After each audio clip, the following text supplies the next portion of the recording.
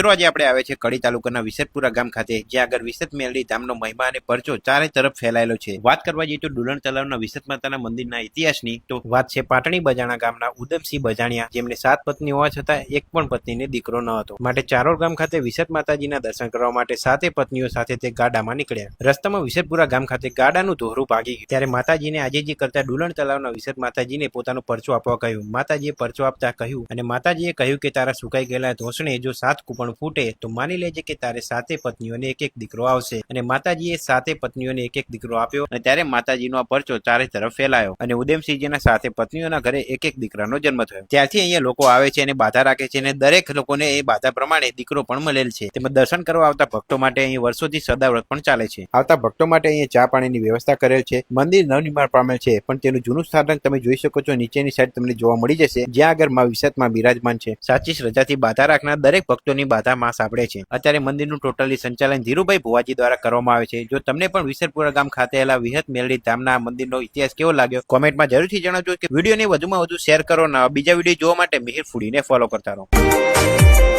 વિહત જેવું તે રચાયું હોના મોરથી હવાયો।